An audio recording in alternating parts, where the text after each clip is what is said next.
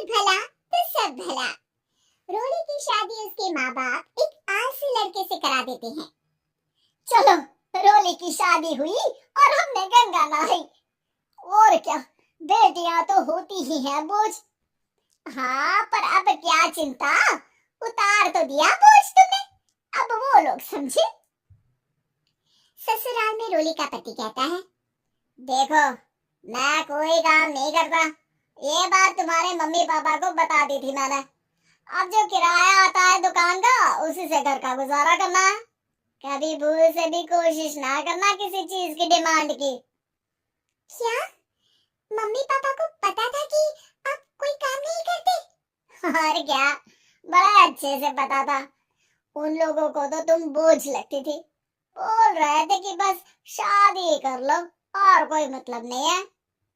रोली को ये सुनकर बहुत गुस्सा आता है, लेकिन करती भी तो क्या, क्योंकि वो जानती थी कि उसके माता पिता ऐसे ही हैं। जैसे तैसे रोली दिन काट रही थी। रोली को एक प्यारी सी बेटी होती है। धीरे धीरे वो बड़ी होती है और उसके साथ उसकी जरूरतें भी बढ़ती जाती हैं। सुनिए जी, अब तो सिमी बड़ी हो रही है, उसका स्कूल में दाखिला कराना है। मैंने अब तक तो जैसे तैसे समय काट लिया, लेकिन मैं बच्ची की परवरिश में कोई कमी नहीं रखूंगी। अरे क्या है यार, अब तो लगता है कोई ना कोई काम ढूंढना ही पड़ेगा। अब पति रोज काम की तलाश में जाता और बिना किसी काम के वापस आ जाता। रोली समझ जाती है कि पति के अंदर अब काम करने की क्षमता नहीं है। वो बेटी को उच्च शिक्षा देने के लिए कुछ करना चाहती थी, लेकिन करती तो क्या करती। एक दिन रोली की सहेली कहती है, रोली, मेरी कोई औलाद नहीं है। अगर तू मेरी औलाद को जन्म दे तो मैं तुझे तेरे मुंह मांगे पैसे दूंगी। अरे, तेरी औलाद को मैं कैसे जन्म दे सकती हूँ? सरोगेसी से बच्चा मेरा और वैभव का ही होगा, लेकिन कोख तेरी होगी। ये संभव है रोली? रोली कुछ सोच कर कहती है, मुझे मंजूर है, लेकिन मैं इसका 2 लाख रुपया लूंगी। अरे कोई बात नहीं, मुझे मंजूर है। रोली खुश हो जाती है कि एक बच्चा पैदा करने का उसे 2 लाख रुपया मिलेगा। वो घर आकर पति को बताती है, वो भी खुश हो जाता है। अब क्या था, डॉक्टर के पास जाकर सहेली का बच्चा रोली की कोख में पलने लगता है। मुझे 20,000 चाहिए मेरे बेटी के एडमिशन के लिए। हाँ हाँ ठीक है, मैं उसके एडमिशन से लेकर सारे खर्चे उसके अकाउंट में डाल रही हूँ। रोली की बेटी का एडमिशन हो जाता है।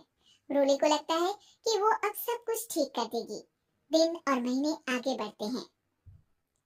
अब एक दिन, एक बात कहूँ जी, काश इस बच्चे को मैं रख पाती। मैं अब इससे काफी जुड़ गई हूँ।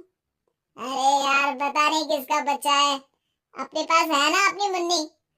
हाँ, लेकिन अब मैं भी इस बच्चे से जुड़ाव फील करने लगी हूँ, लेकिन मैं ये जानती हूँ कि ये मेरा बच्चा नहीं है।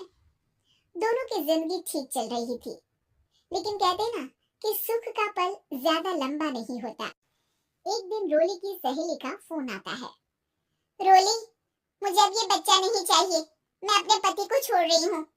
अरे लेकिन मुझे पैसों की जरूरत है, बच्चा तुम्हारा है, मैं क्या करूंगी? सहेली बिना कुछ बोले फोन काट देती है, फोन स्विच ऑफ कर देती है। लेकिन रोली के जीवन का तूफान यही नहीं रुकता। रोली, मैं इतना भार नहीं उठा सकता। आज पढ़ाई का पैसा मांग रही हो, कल को शादी, कॉलेज और पता नहीं क्या क्या। मैं तुम्हें छोड़ रहा हूँ, अपनी बच्ची उठाओ और निकलो इस घर से। अरे पर मैं कर तो रही हूँ ना बच्चे के लिए काम, आप आराम से रहिए ना। क्या काम कर रही हो, देख रहा हूँ मैं। ये छोटा शहर है, यहाँ लोगों को बात बनाते वक्त नहीं लगता। तो मैं क्या करूँ? ज्यादा पढ़ी लिखी नहीं हूँ, कैसे घर के खर्चे चलाऊं? और आप तो काम करना ही नहीं चाहते। हाँ, ना चाहता हूँ और ना ही करूँगा। रोली को पति की बात पर काफी गुस्सा आ जाता है। ठीक है, अगर मेरे जीवन में संघर्ष लिखा है तो वही सही।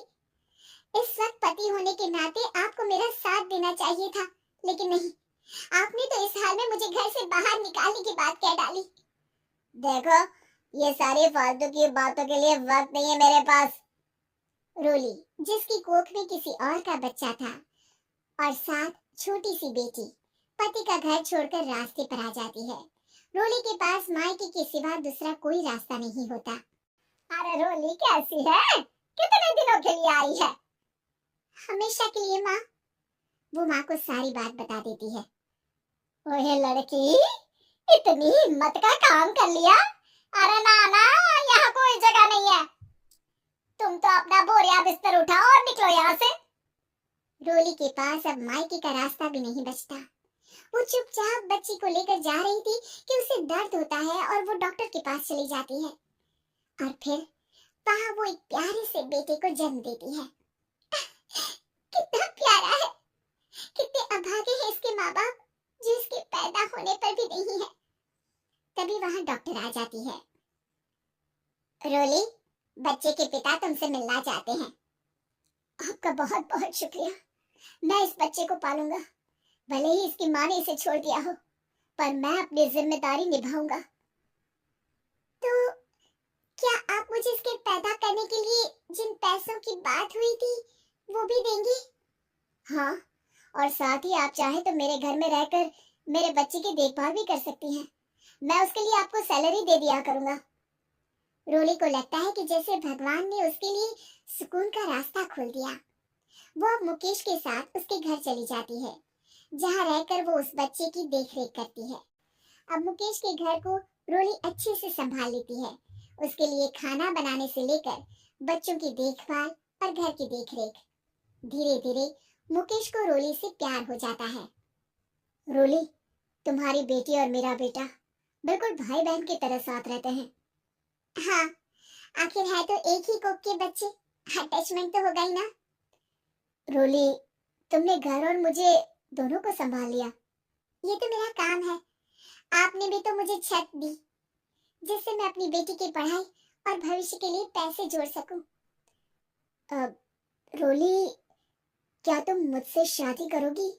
अब मैं जानता हूँ तुम्हारी भी शादी कुछ खास अच्छी नहीं रही। रोली को मुकेश की बात ठीक लगती है। वो उसे हाँ बोलने की सोच ही रही होती है कि उसके पहले पति का फोन आ जाता है। रोली, मैं बहुत परेशान हूँ। मेरा एक्सीडेंट हो गया है। मैं चाहता हूँ तुम वापस आ जाओ। रोली को पुराने पति की चिंता होने लगती है। वो सोचती है कि वो क्या कर रही थी। हाँ ठीक है, मैं आ रही हूँ।